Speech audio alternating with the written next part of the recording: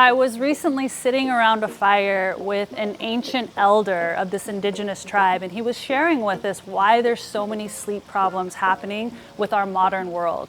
It was a really profound discussion.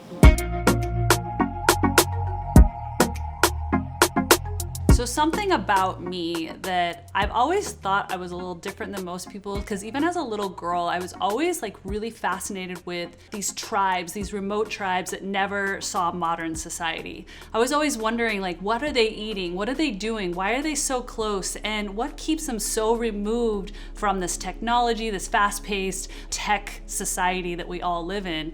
And even as a little girl, I used to play around with essential oils, like crystals and rocks. But one thing that I learned on this journey was around sleep. A big dream in my heart was to be able to be invited where really no blonde-haired, blue-eyed girl had been. To be able to sit amongst our elders, our indigenous tribe members all around the globe. It's been an incredible journey, and I'm happy to say and honored to say that I've been invited to some really sacred circles. Now, in this biohacking modern world we live in, we hear about sleep and we go, everyone's struggling with it, take this, do this, all the little hacks to try to get a good night's sleep. A lot of us have pill bottles lined up on our counters at bed. We have all the sleep mattress, cooling pads, because most of us are not getting amazing sleep at night, and we're wondering why. Did you know that I talked with an indigenous elder who talked about how society, this modern world we're living in, is getting it all wrong? And I remember this elder, we're sitting around the fire, and he said, a lot of you are struggling to sleep. And he's this older man, and he sleeps literally on the ground every single night, and he sleeps great. And he said, what's happening right now as a society is there's so much hustle, there's so much grind, there's so much forward-thinking and not being present that it's disrupting sleep. There's so many people that are in jobs that they don't love, in relationships that are not in line with their soul. And he said it's causing disruption in sleep because when you sleep, spirit tries to communicate. It's when you're the most still.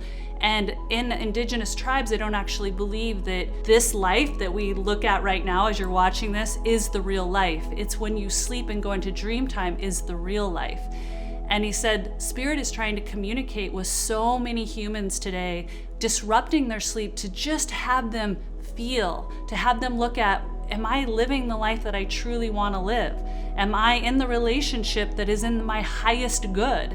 Where are my choices going? What kind of relationships am I in? What are my decisions when it comes to my contribution to the world? Am I doing what really lights me up? Where have I forgotten to dance, to play, to sing? And he said what's happening is no one's wanting to listen because it feels like anxiety, it feels like disruption, it feels uncomfortable. So they're not getting up and journaling, they're not getting up and praying and communing. They're popping another pill, they're getting frustrated, they're blocking out more things in their room to get it darker.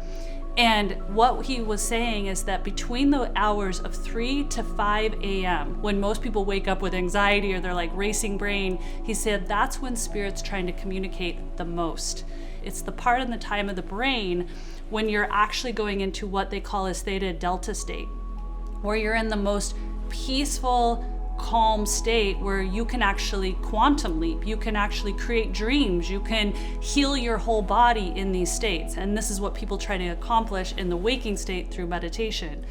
And he said if people would just take a minute and look at their lives and just really evaluate, are these the people I want in my life?